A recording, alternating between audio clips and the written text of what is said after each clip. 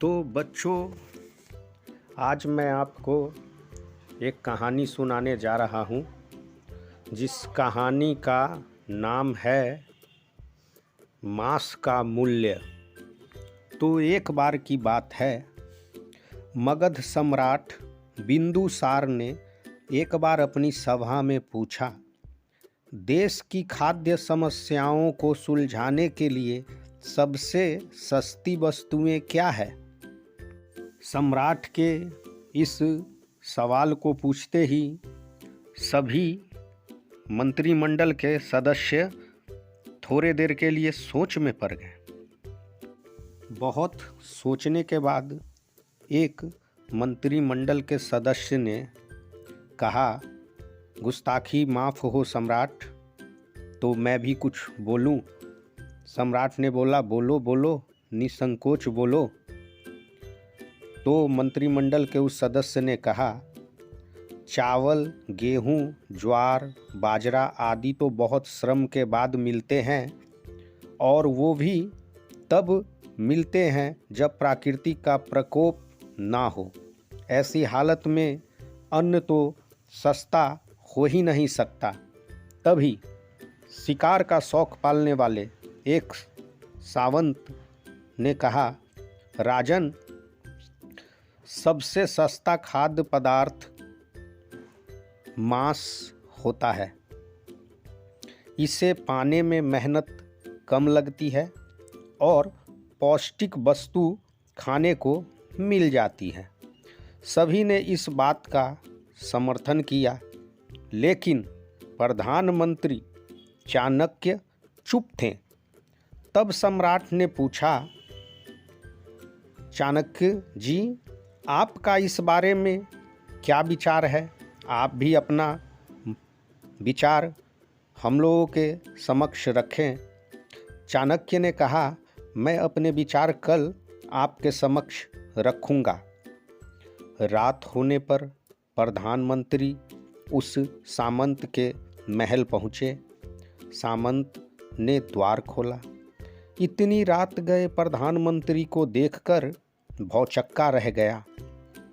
सावंत प्रधानमंत्री ने कहा, शाम को महाराज एकाएक बीमार हो गए हैं।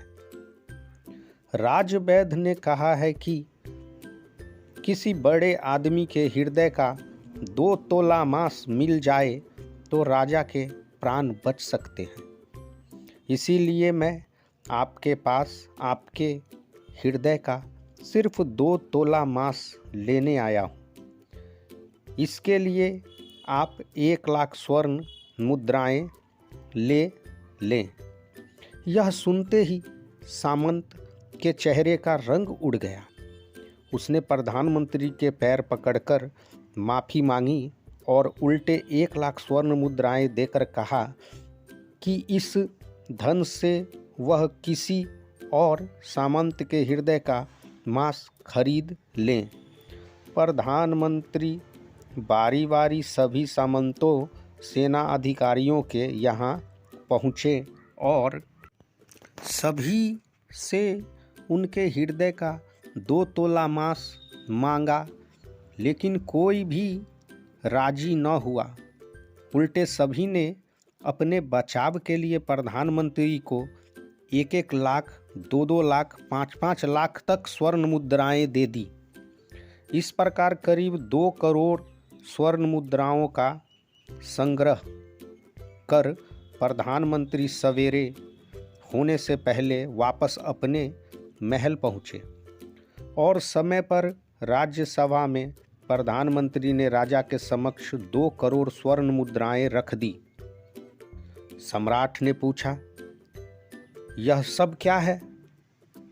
तब प्रधानमंत्री ने बताया कि 2 तोला मांस खरीदने के लिए इतनी धनराशि इकट्ठा हो गई, फिर भी 2 तोला मांस नहीं मिला। महाराज, राजन, अब आप स्वयं विचार करें कि मांस कितना सस्ता है। जीवन अमूल्य है। हम यह न भूलें कि जिस तरह हमें अपनी जान प्यारी है, उसी तरह सभी जीवों को भी अपनी जान उतनी ही प्यारी है, लेकिन वो अपना जान बचाने में असमर्थ हैं और मनुष्य अपने प्राण बचाने हेतु हर संभव प्रयास कर सकता है, बोलकर, रिझाकर, डराकर, रिश्वत देकर आदि। पशु ना तो बोल सकते हैं और ना ही अपनी व्यथा बता सकते हैं, तो क्या बस इसी कारण उनसे जीने का अधिकार छीन लिया जाए? शुद्ध आहार, शाकाहार, मानव आहार, शाकाहार अगर ये गलत है तो फिर सही क्या है हुजूर? चाणक्य जी की ये बातें सुनकर महाराज बहुत प्रभावित हुए और बीच सभा में उन्होंने कहा कि चाणक्य जी बिल्कुल सही बोल रहे हैं और मैं इनको उचित इनाम देने का घोषणा करता हूँ। तो बच्चों, इस कहानी से आपको क्या सीख मिलती है? इस कहानी से हमें यही सीख मिलती है कि शुद्ध भोजन, शाकाहारी भोजन, हरा साग सब्जी, इनका सेवन ज़्यादा करना चाहिए, मांस का बिल्कुल नहीं। तो बच्चों, फिर एक कहानी लेकर आपके समक्ष आऊँगा। तब तक के लिए धन्यवाद।